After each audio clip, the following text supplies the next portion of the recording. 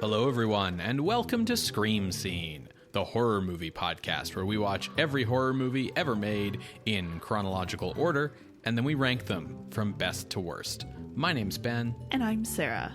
Thank you for listening to us today. How you doing, Sarah? I'm tired. I'm 32 now. This is true. We had a birthday bash for you and everything. Yes. Had a bunch of friends over. Yeah, it was really nice to see everyone. A friend of ours has a just under 1 year-old, and her babysitter fell through, but that meant we got to play with a little kid. Yes, this is true. Yeah, so it was like bonus. Yeah, it was a lot of fun. Yeah. How are you doing? I'm doing great. Yeah. We own a house. I believe it's a castle, Ben? Sure. Yes, we have bought our own castle scream scene. Like, we paid extra for the moat. Like, I think that makes it count as a castle. Yeah, you know, it was always a castle. It was Yeah. always a castle. We used to rent castle scream scene. There's been a few different castles scream scene. But now we will own our own castle scream scene. There's a basement and everything for a mad lab. Exactly, yeah. Wherein a mad scientist can create a monster. Speaking of, This week's movie is Frankenstein's Daughter from 1958. now let me stop you right there. This isn't the first Frankenstein's daughter. Isn't it? Well, isn't there like a Baroness Frankenstein? Ah, so you're remembering Elsa Frankenstein from Frankenstein Meets the Wolfman. Yeah. And she was the daughter of one of the sons of Frankenstein. So she's Frankenstein's granddaughter. Yes. Like, that still counts. Like, her parents were still Frankensteins. I guess technically that is true, yes. But, you know, now we're completing a nice little bit of symmetry. We had Dracula's daughter and son of Dracula. Now we have son of Frankenstein and Frankenstein's daughter. Now, I feel like we've been on this merry-go-round enough times by this point that we don't really need to, like, fill in the listener on, like, what's Frankenstein? Because really all you need to know at this point is, like, he's a mad scientist who stitched some corpses together and made a monster that ran amok.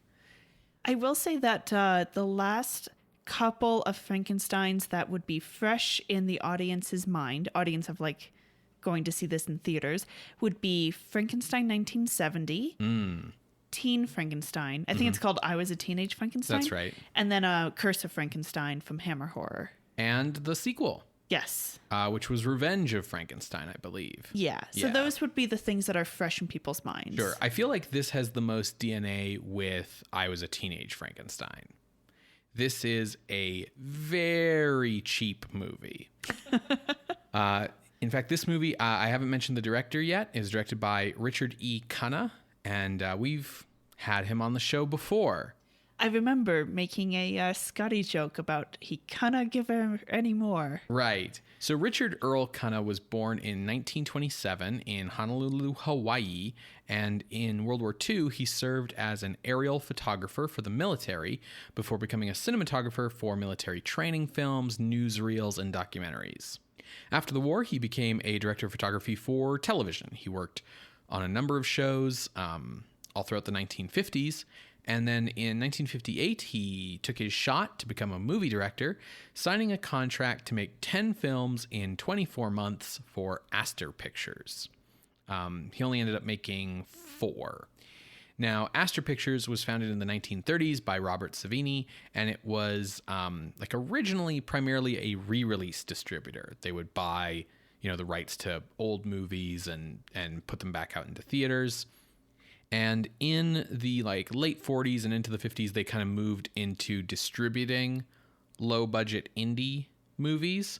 And then finally in the 1950s, they started producing some of their own movies, mostly like low budget B sci-fi stuff, like 1958's Catwomen of the Moon. That's a pretty infamous one, isn't it? Yes. So the first two movies that kind of made under this deal were a double feature of She-Demons, which is basically an adventure movie, and Giant from the Unknown.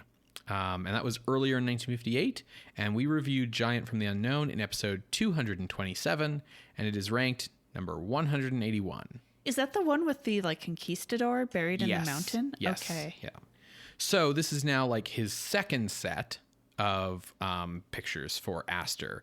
So the movie that this was paired with in the double feature was actually Missile to the Moon, which was a remake of Catwoman of the Moon, which was only 5 years old at this point.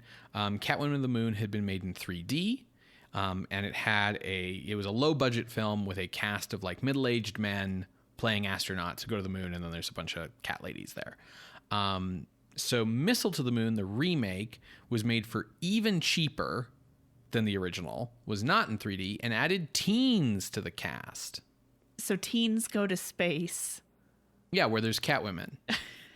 But it's the teen part that's the most unrealistic aspect of that movie. Sure. Yeah, okay, we'll say that. So the first half of the double bill was tonight's movie, Frankenstein's Daughter.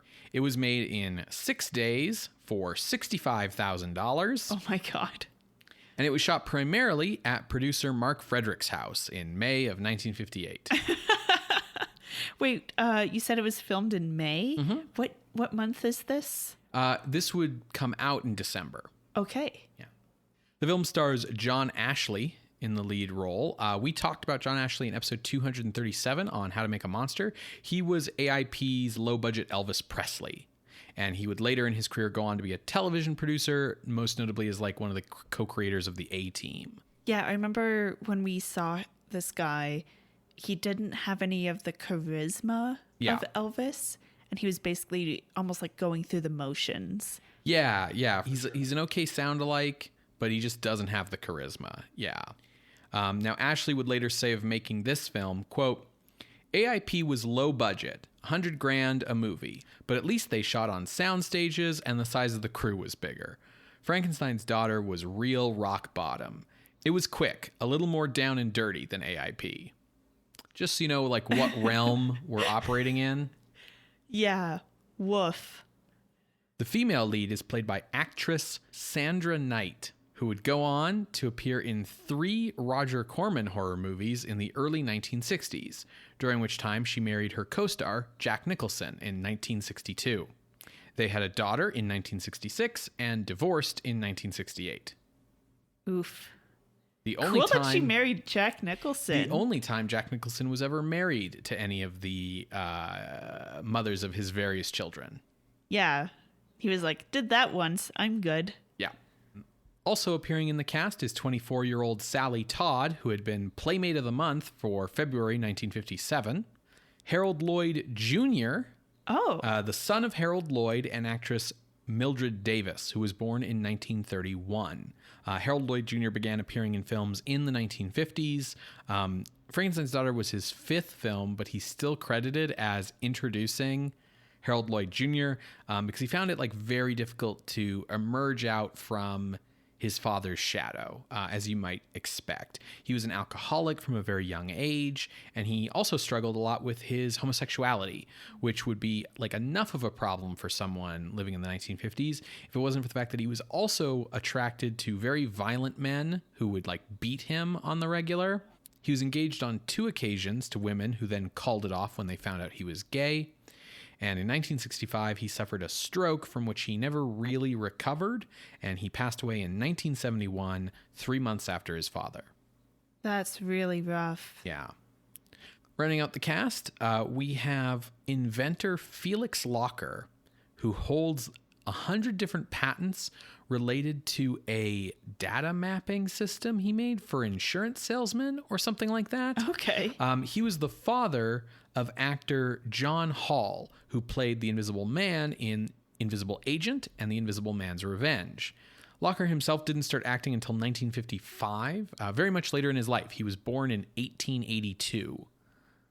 How old is he? 70 then? Yeah, 76 at the time of making this film, I believe. Oh, God. And in 1967, he became in a certain way of looking at it, the oldest performer to ever appear on Star Trek when he played 29-year-old Robert Johnson in The Deadly Years. Oh, yeah, because he like rapidly ages or whatever, yes, right? Correct. Yeah, that's the episode with the rapid aging. I think older actors have appeared on Star Trek since. Like, I think actually Patrick Stewart's older now, but in the sense of like what performer has the earliest birth date of anyone to ever appear on Star Trek, it is Felix Locker.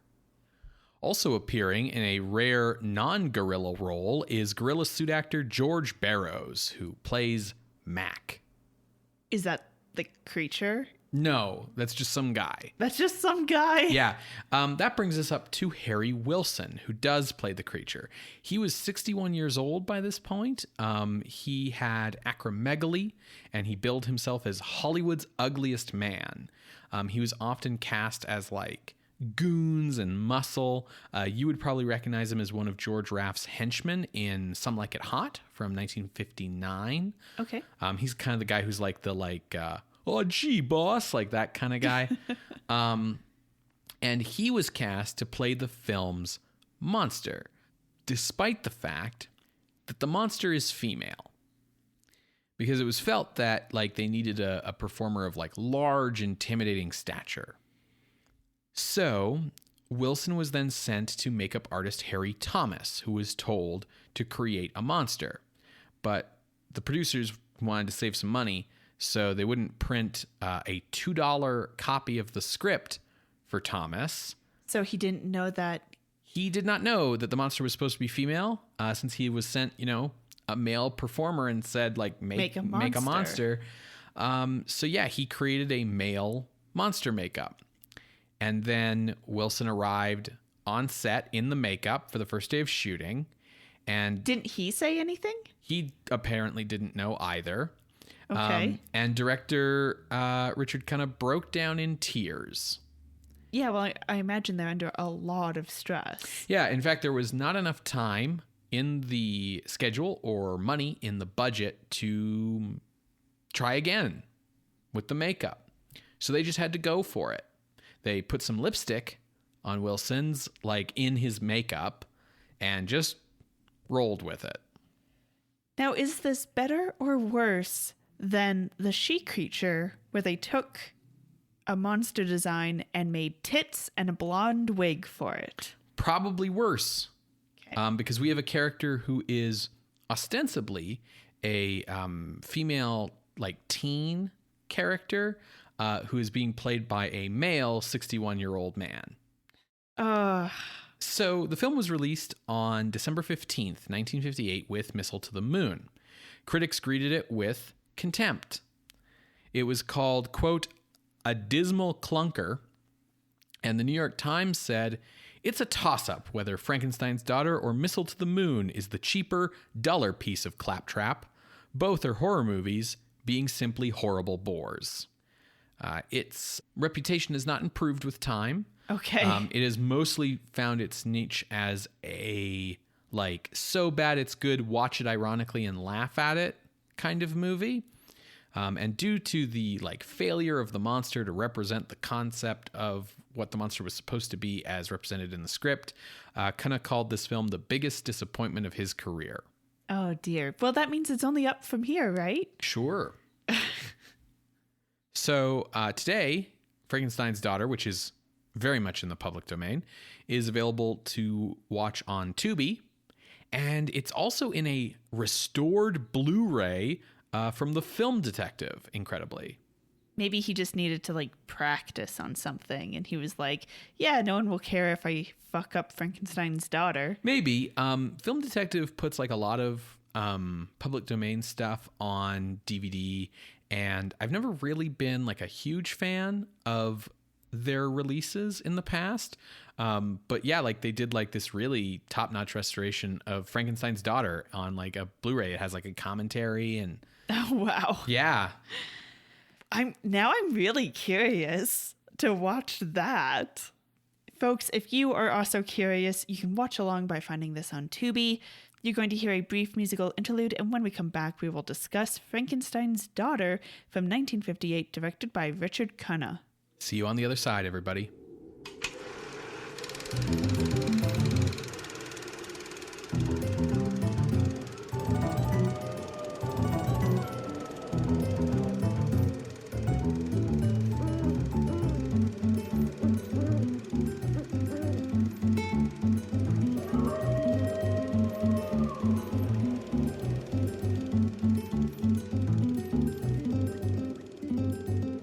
Welcome back to Scream Scene. We just finished watching Frankenstein's Daughter from 1958, directed by Richard Cunha. Ben, what did you think? I didn't dislike it as much as you did. Yeah, I had a really hard time with this movie. Yeah. Just very frustrating, very tiresome. It's not good. No. But I think it did one of the key things that like activates your I don't have any more patience for this button, which is be misogynistic. And it smashed that button right off the bat. Oh, yeah. Like the credits hadn't even finished rolling. Yeah. And so like I've noticed over time that that's something where that's a quick way to make you give up on a movie like very quickly. So, yeah, I didn't hate it as much as you, but I don't think your reaction was unfair. Thank you. Yeah.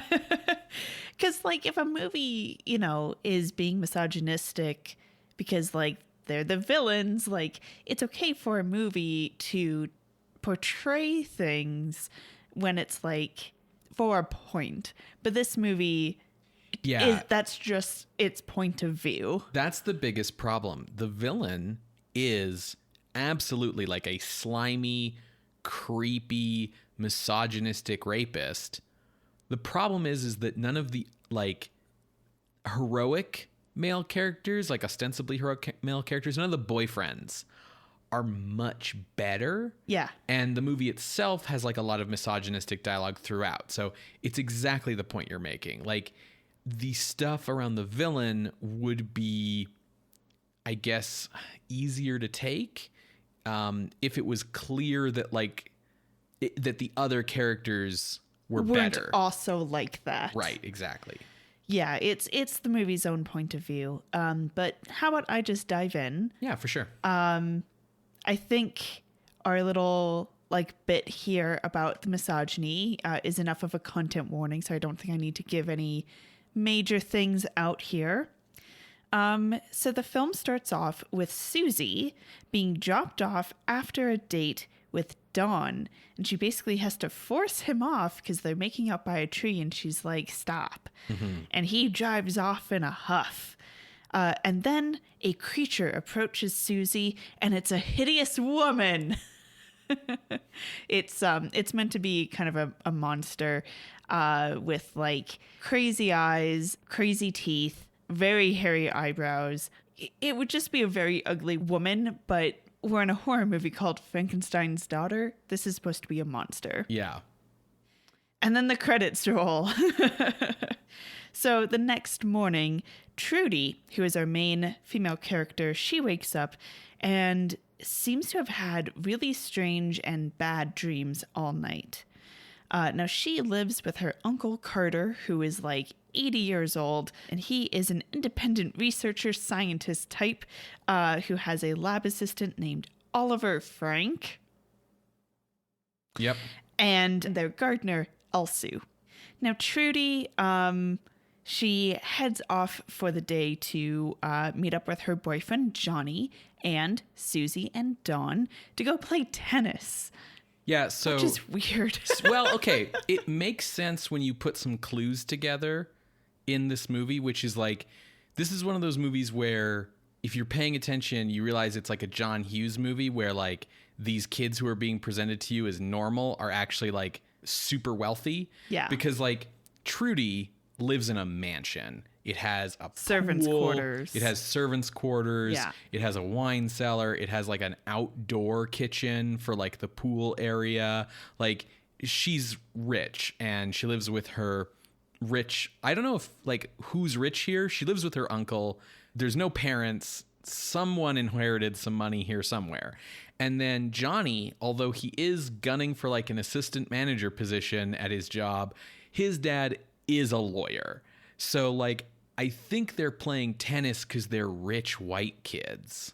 It seems odd to me. I've never heard like, all right, mom and dad, I'm off to go play tennis. Yeah, because you were never in the tax bracket of people who do that. That's fair. So she goes off to play tennis with her friends, and Susie is telling everyone like, yeah, I saw a monster last night. It was fucked up. And no one believes her. Dawn is playing it off like, I don't give a fuck. And Johnny is like, well, Susie, you are always making up stories. Yeah, there's this like idea that Susie is someone who goes for attention. Right, which I'll have more to say about that later. Oh, yeah. But when Susie tells Trudy about this monster and describes it, Trudy goes, oh, that description matches up with the monster that was in my dreams. Now, Trudy shares this with Johnny, and Johnny's like, don't worry your pretty little head about it. Nobody believes in dreams. Yeah, dreams are just dreams. And here I am gunning for the assistant manager position. Once I have that, we'll be able to get married. So don't worry about it, Shoods. And yet John Ashley is still somehow like the most charismatic of these four. He really is. Oh, dear. So Trudy heads back home, where she has a series of men forcing themselves on her. Elsu, the gardener, is weird and tries to give her a rose, being like, I didn't want to kill this rose, but now that it's dead, I shall give it to you. And she's sitting on the couch like, oh God, please leave me alone. Like very explicitly, to the point where when her Uncle Carter comes in, he's like, Elsu, you're not supposed to be on this side of the house. Get out of here. And like scoots him out with a broom, almost like he's like a stray dog. And yet Elsu is perhaps one of the least threatening men in this household. But Carter's like, oh, was Elsu bothering you? Like, is that all he did was offer you a rose? Like, are you okay? And then has like no concerns or like radar warnings going off with Oliver in the house, who literally force kisses her. Yeah, he forces himself on her. My favorite thing about Oliver as Carter's assistant is that it is a key element of the plot for the plot to work that Carter accepted this guy to be his lab assistant with no references, no resume, doesn't know anything about him at all. Like, this guy just showed up one day and was like, can I be your lab assistant, I guess? And Carter was like, sure. Whereas the way he acts around Elsu is as if like he hired Elsu on like a convict like rehabilitation program and was told up front like, hey, Elsu's got some assault charges in his past. And he was like, well, everyone deserves a second chance. But meanwhile, Oliver just flew under the radar. I guess he just waved a Harvard diploma in his face and got all in. Well, there's some classism going on there because Elsu is very clearly an immigrant and Oliver is Oliver Frank, who stands tall and is white. And is super entitled about everything. So Trudy slaps Oliver off and, leaves, whatever. He's like, well, where are you going? She's like, I'm going to the pool. You should go have a cold shower. It's like, don't tell him where you're actually going. So we touched on a little bit about Carter and Oliver's working relationship. So Carter, he is trying to create, in my notes I wrote down potion and then had to cross that out and write formula. But it might as well be a magic potion because it's to cure all disease and, quote, remove any destructive cell. Yeah, it sounds like a cancer cure, kind of, but like it will cure all disease. All disease.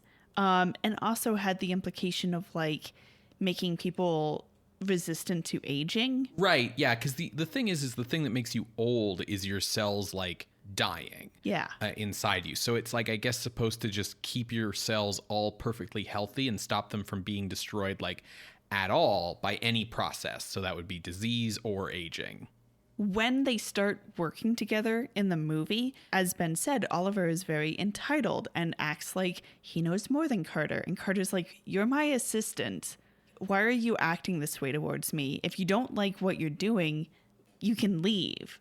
You can quit. And Oliver's like, yeah, but it would take you months to hire someone who would be as qualified as me, so I'm staying on for your benefit.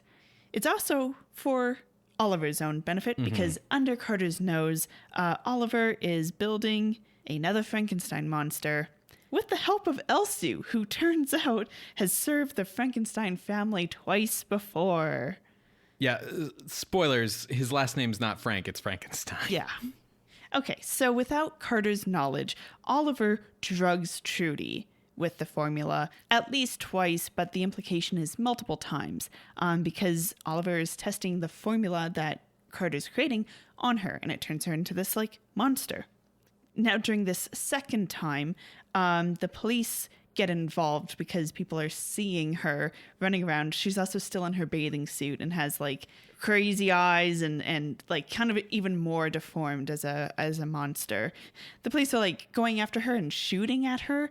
And Oliver eventually has to go and, like, chloroform her to get her back inside. It sucks that the drug doesn't work and causes deformities. On the other hand, they're deformities that completely go away after a long rest, so... Listen, you just need to cast Lesser Restoration and you'll be fine.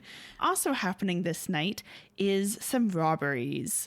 A robbery at a nearby plant that is done by Carter that happen off screen, but this is how Carter gets, like, the one last chemical he needs for his potion.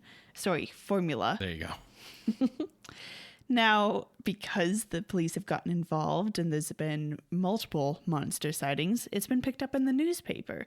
And so Susie heads over to Trudy's house and is like, see, I was telling the truth. Look at these headlines.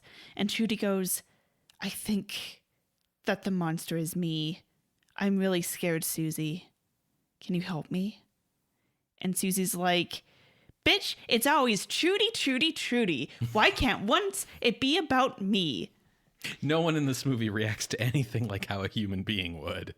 And we get a little bit of, like, gossip of how Trudy stole Johnny from Susie. And now Susie's going to go after Oliver.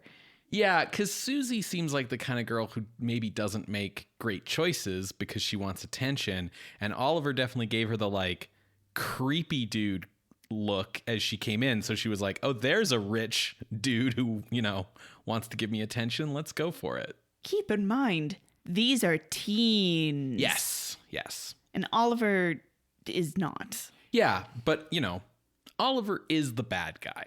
I know. But I wanted to make sure that the context was there. For sure, that this is super skeezy. Yes. So Susie goes and flirts with Oliver and they set up a date. And during said date, she has to force him off of her because he is entitled. Now they are up on Makeout Point in the middle of nowhere. And so she's like, let's just forget about the whole thing and you can just drive me home. And he's like, no, you said no to me, and drives over her and kills her. Then he takes her head and brain to put it on his monster. Yes, which has been missing the key ingredient of brain and head. So this all worked out for him, really. So he also is like, Elsie is like, but no one's made a female monster. And Oliver's like, yeah, but the female brain is more obedient than a man's brain who can think independently. So this will be an even bigger success. Yeah, it won't go crazy because the female brain is used to taking orders from men. Right, yeah. It's not so much that men can think independently. It's this actually, like, really sad point about, like, well, female brains have to live in a man's world, so they'll take orders. It's like, oh boy, guys.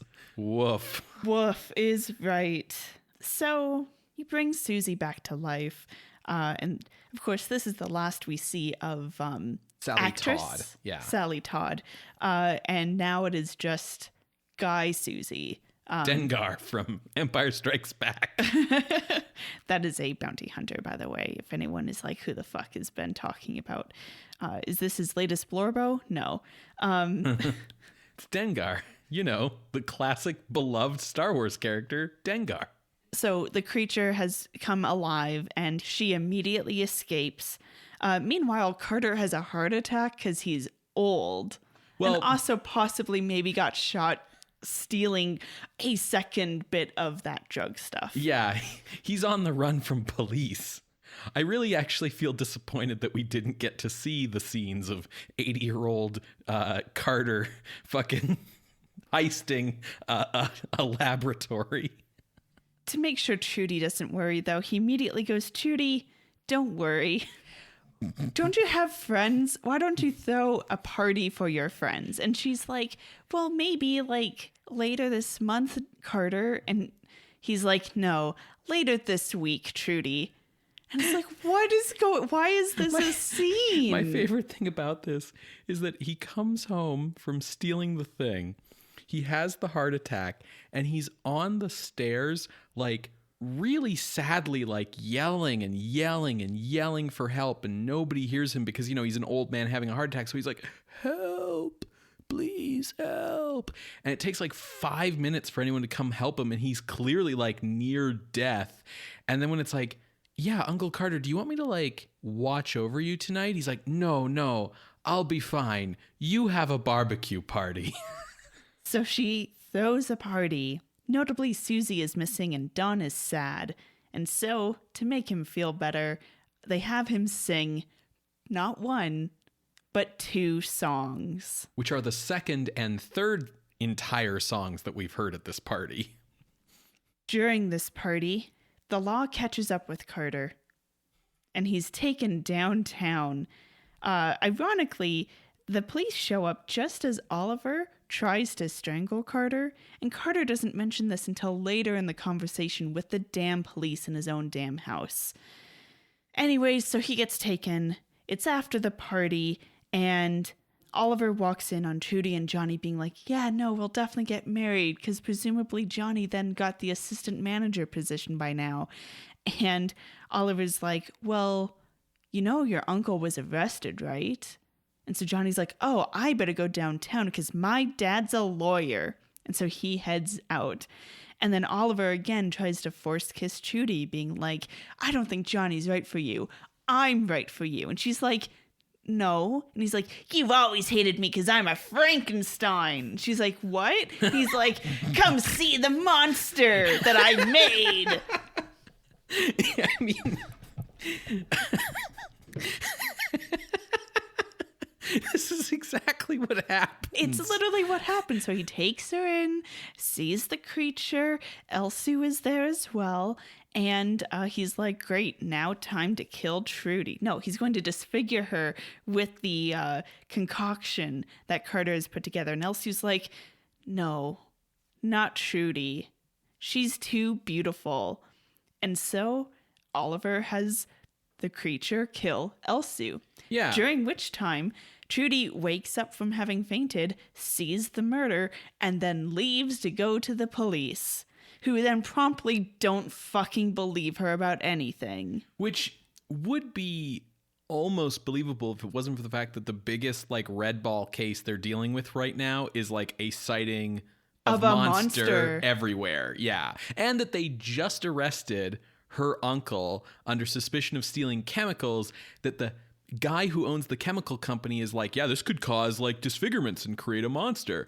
And when they arrested him, there was a super shifty guy there who was like, oh, I definitely wasn't trying to kill him, officer. And the police clearly kind of thought he was shifty, but there was nothing they could kind of do about it at the time. And then a girl comes into you being like, hey, I'm that guy's niece, and the shifty guy just showed me that he made a monster and that his name is Frankenstein. And they're like, I don't know about that.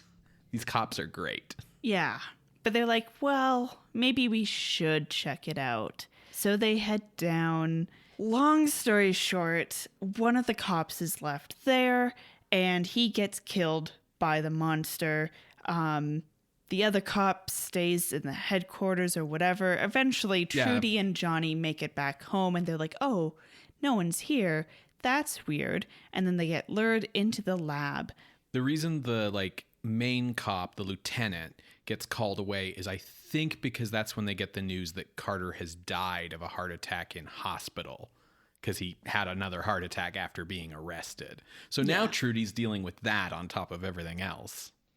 So Trudy and Johnny are lured into the lab, and they are cornered between the creature on one side and Oliver on the other. And Oliver sicks the creature onto Johnny. And here I was thinking like, oh, Susie always loved Johnny. She won't kill him. Nope, that doesn't even come up. They just stay on the other sides of tables, like trying to stay away. I don't think there's even ever at any point any recognition on the part of Johnny and Trudy that the monster is Susie, which, like, to be fair, it looks nothing like her, but it feels like a weird, a loose end on terms of the writing. While dodging the creature, Johnny throws a vial and it hits Oliver in the face, and it's acid, and he gets like fucked up. His face just basically melts off. He's like One Face. Because it's just his whole face. Yeah. The creature immediately stops and is like, she doesn't speak, but she's like, my creator, no. And in like looking over Oliver, she happens to pass by a fully lit, set to 11 Bunsen burner. Yeah, who turned that shit on and left it like that? And she goes up in flames. Johnny and Trudy make it out of the lab just as the other cop comes by, because he's like, no one was answering the phone. Yeah. And it's, it's all wrapped up, fade to black, except we come back. Johnny and Trudy are married. They're laughing about it at the pool. And Don, remember Don? He was sad that Susie wasn't at the party. Well, he's no longer sad even after reading about her fucking murder in the newspaper. He's just and the super story about jazzed Frankenstein and everything. He's like, this is the biggest thing our little town has ever seen. And they toss him into the pool. Ha ha ha ha ha. And that's the end. That's it. And it's clear that like Trudy and Johnny are rich off of her inheritance. Just so that nobody asks, Frankenstein's daughter is Susie, because a Frankenstein makes a female monster. That is. They say it's a couple of times in the creation scene. Yeah, I bring it up because at the start of the movie, when Trudy is Ugly Monster and she scares Susie, the first shot we have of Trudy as Ugly Monster is the shot that the title Frankenstein's Daughter pops up on. And it's like, no. Trudy is not Frankenstein's daughter. Trudy is Frankenstein's boss's niece. That title doesn't have as much of a ring to it, though. No. So, yeah, overall, very misogynist movie.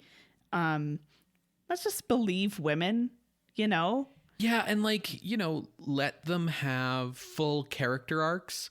Like, Susie, I get what they're going for with her character. Like, she's an attention whore. She, wants men to pay her attention, but she's very clearly written by a guy who's had difficulty with women, because her whole deal is she comes off really flirty and she dresses really provocatively and she lures men in, and then the second they start making out with her, she's like, no, I don't want that.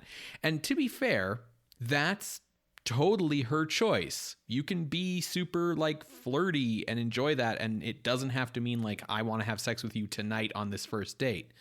But the way it's kind of presented is then all these men get really huffy with her, and it's sort of presented as if it's part of her whole I want to be the center of attention kind of thing. And, okay, that's all fine and dandy, I guess. That's a character.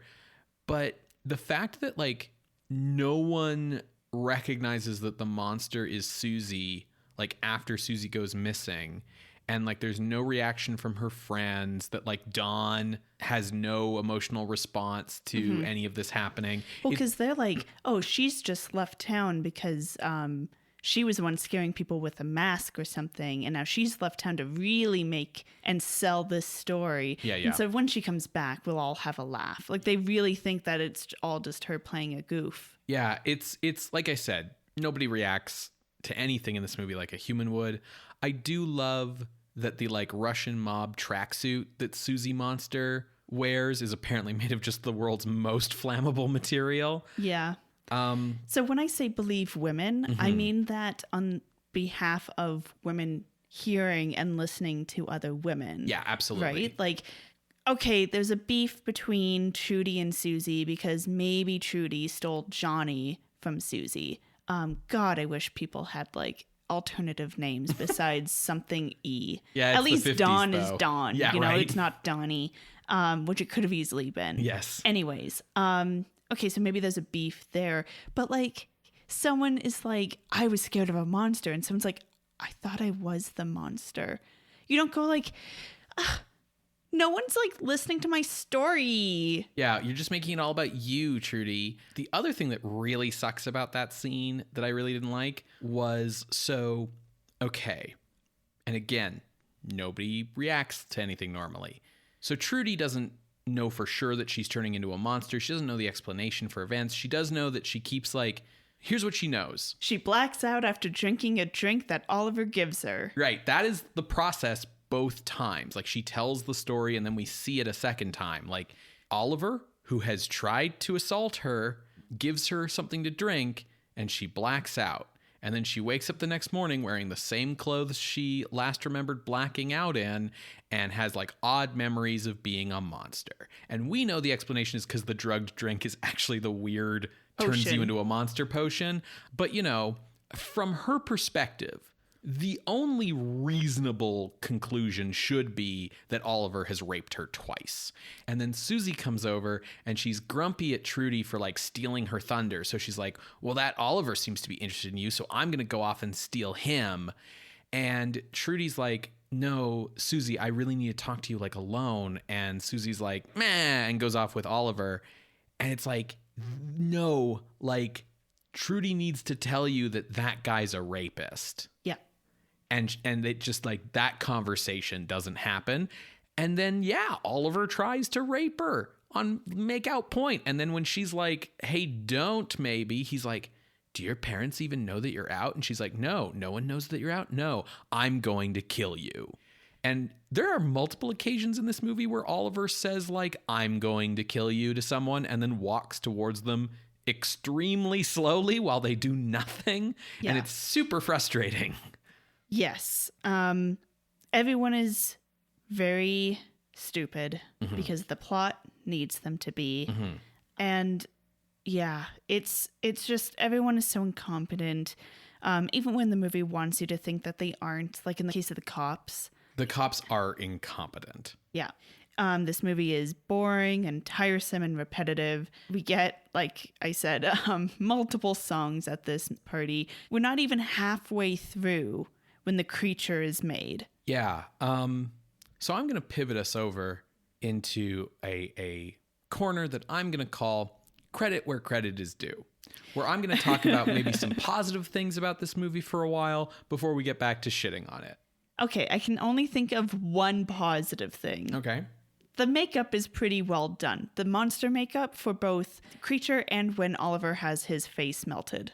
Yeah, I think the movie has quite a bit of gruesome imagery. It's all done really cheaply, of course, but like I like the monster face for Trudy. Not the first one that's just like you have an overbite and a unibrow, but like the second one where her face is all kinds of messed up. Yeah, her eyes look like they're bugging out. Yeah, and her skin's all like, looks like wrinkled newspaper. Probably is.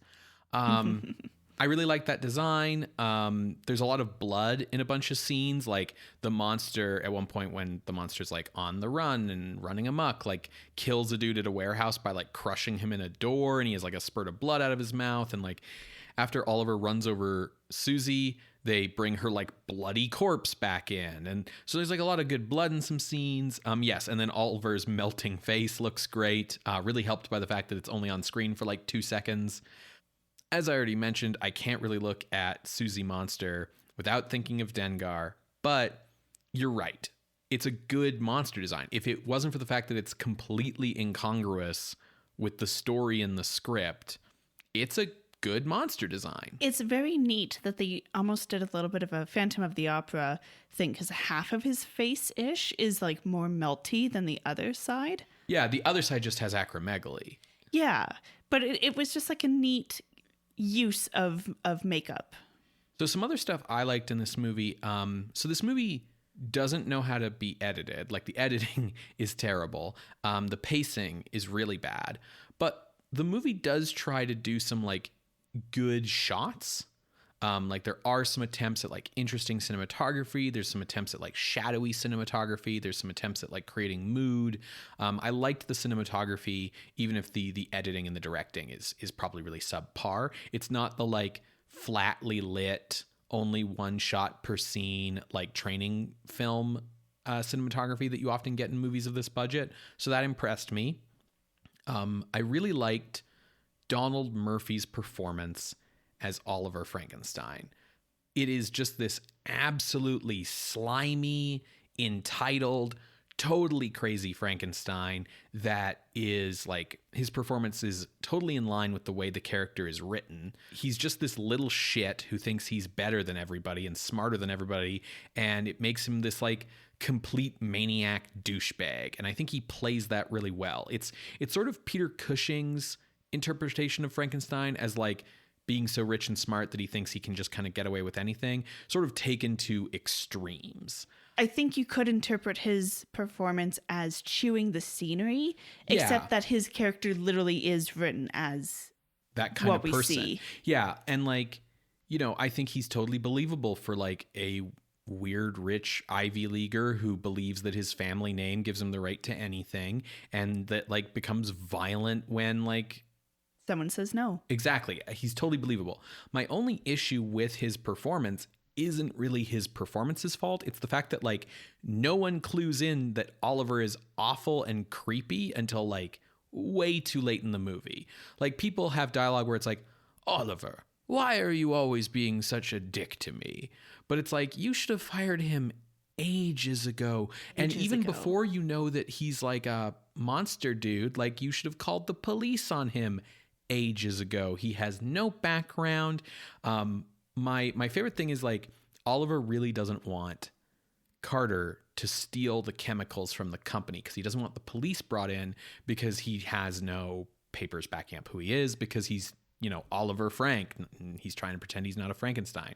So one other thing I really liked in this movie, although it's short-lived, is Detective Dillon, the only person in this movie who sees through Oliver's bullshit. And so he is, of course, killed by the monster. Oh, Detective Dillon, we hardly knew ye. But I really like the moment in the movie where, like, you know, the boss detective, the lieutenant, Lieutenant Boyle. At one point, Boyle asks Frank, like, okay, you're Oliver Frank, not Frankenstein like the girl said. Show us some identification. And Frank, being a slimy piece of shit Ivy Leaguer, is like, why should I have to show you anything? And Dillon's like, because the lieutenant told you to. Which I fucking loved. And then like after Boyle leaves, there's some noises from upstairs, which is the monster. And Dillon is like, what's that? And Frank's like, oh, that's just the servant. And Dillon's like, well, I'm going to go check on him. And Frank's like, no, I'll do it. And Dillon's like, let's both do it, maybe. Like, I liked that. It didn't last very long. Someone being smart in this movie did not last very long, because the smart thing for Dillon to have done when he found the monster is shoot Frank, not unload his gun into the monster where it was not going to do any good. That's about it for things I liked. I liked Murphy's performance. I liked the gruesomeness. I liked some of the cinematography. And I liked the minute and a half we had of a character actually calling Oliver out on his bullshit. Yeah. We kind of already made this point before I gave the synopsis, but it's always just frustrating when a movie has the regular guys be just as bad as our villain. And all of them have like no consequences in regards to that behavior. Mm-hmm. Oliver gets his comeuppance for having created a monster, right? But and again, killed like, people. There's no justice for yeah. Susie. That's the thing. Like, there's no justice for Susie. There's nothing about the fact that he's a total fucking creep. Yeah, there's nothing about the fact that he date raped Trudy twice. Trudy doesn't get to defeat him, is I think the problem, right? Like, they set up this thing where like Johnny's fighting the monster and Oliver's kind of there being like, ooh, ha ha ha ha, ha, I'm the villain. And Trudy's just kind of like standing in the corner like, oh no. You know, okay, Johnny has to defeat the monster because the monster's big and strong and he's the boy, so okay.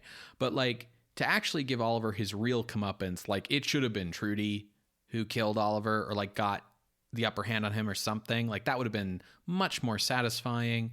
And yeah, it sucks when, like, I think we're supposed to, you know, understand that Oliver's date raping of women is bad.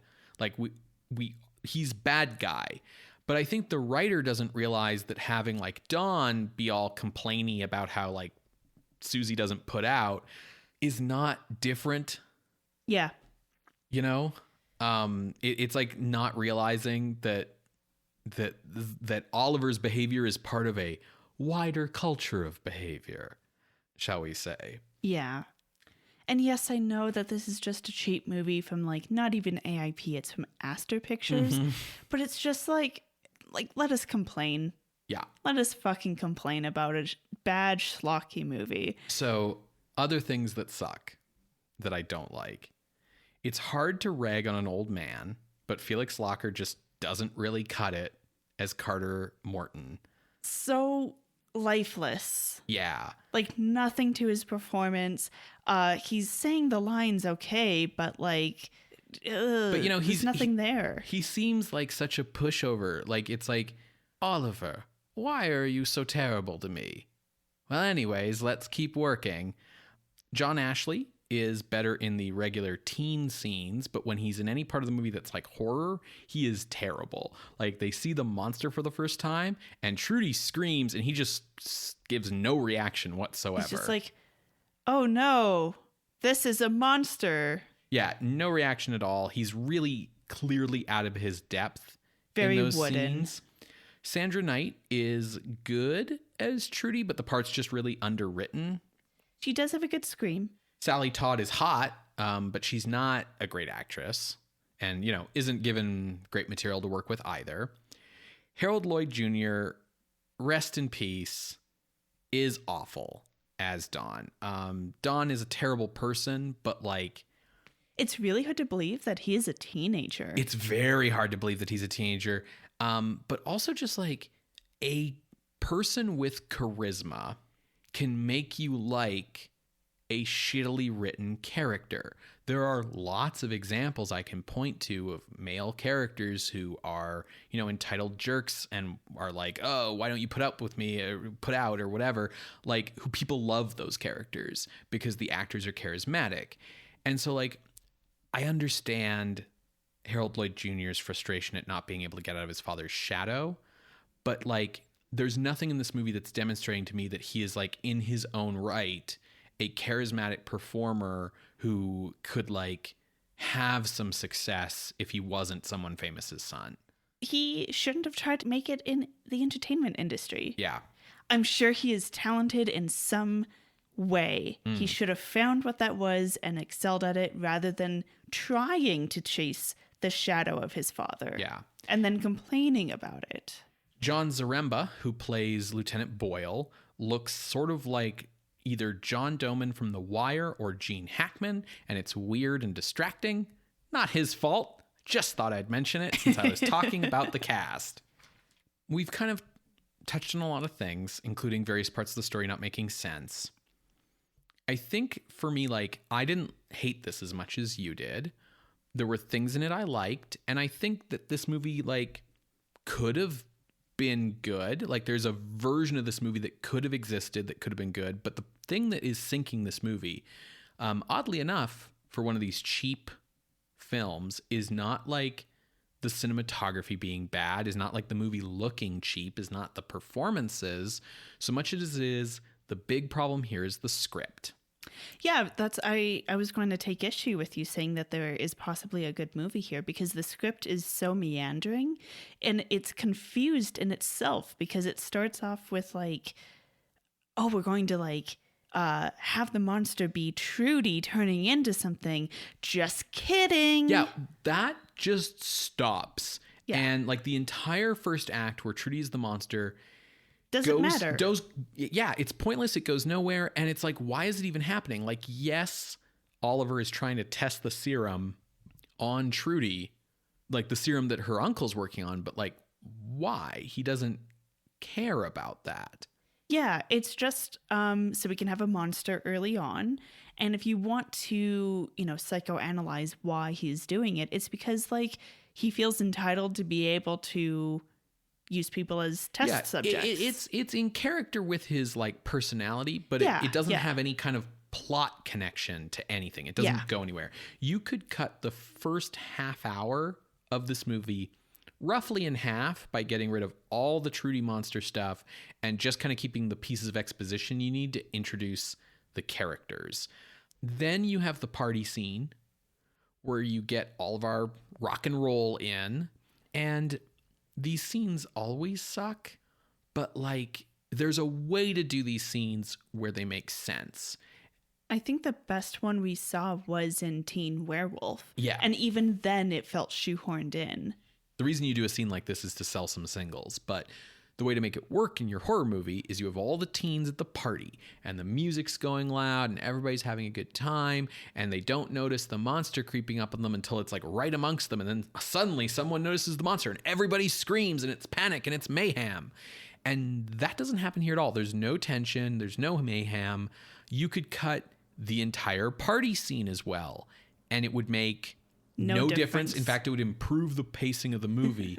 Basically, if you at least 22 minutes of this 70-minute movie are filler. That sucks. Like, it sucks when 70 minutes feels long. Yeah. Yeah, and that's on the script. So I have nothing else to say about this movie. Let's move on to ranking. For sure. So I'm really curious as to where you're going to put this because I clearly thought it was bad, but I liked more about it than you did. Well, when trying to figure out ranking, I thought, let's look at all of the other movies that have mentioned daughter in the title. Okay. So Dracula's Daughter is the first to come to mind from 1936. That is ranked at number 131. That movie is better than this one. Yeah. Next, we have, in chronological order, Devil Bat's Daughter from 1946. Right. That's not actually ranked. It's on the miscellaneous list. Yeah. I do feel like Frankenstein's Daughter is horror. Yes. So agreed. I do have a spot picked out, but just, since I'm comparing to daughter movies. And then the last one that's on the list is Daughter of Dr. Jekyll from 1957, ranked at number 174. And Daughter of Dr. Jekyll, like, weirdly has almost the exact same plot as Devil Bat's Daughter, if I remember correctly. Yeah, but it's actually horror. And it's better than Frankenstein's Daughter, in my opinion. I would agree. It also has the exact same plot as Son of Dr. Jekyll, now that I remember that as well. Wild. So that left me a little unmoored. But I found my floor, which was number 209, Woman Eater. That's the one where there's like the tree in the basement. Oh, yeah. That movie was terrible.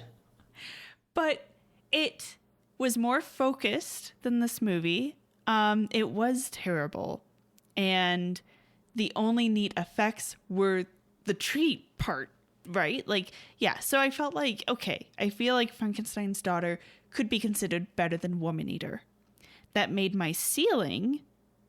we have things in here like the Monster Maker, which also has acromegaly. That has like the dog in it, if you remember that. Oh, yeah. It has the fake acromegaly with the like paper mache head. Yes. Yeah. We also have Jungle Captive, the Paula Dupree sequel. But I felt like my ceiling was at number 199, Bride of the Gorilla from 1951. That has...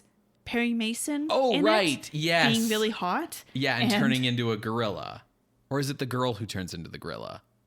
It's got to be Perry Mason, right? It has to be Perry Mason because it's the bride of the gorilla, right? Okay, yeah, there we go. And we have like the first person shots. Mm-hmm. And like it's a bit confused, but there's more horror to it, I think. It's more shadowy. It's more moody and atmospheric. So I felt like that was a good ceiling. So my range is 199 to 209. Shocking. So I picked a spot and it's lower than your range. Really? Yeah. Okay.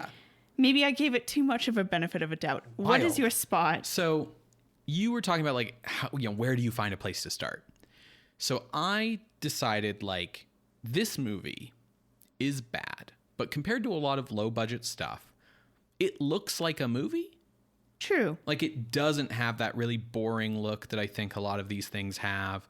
The pacing is bad, but it's not like, I don't know how to make a movie bad. It's just like, we're not good at this, not everybody's Spielberg.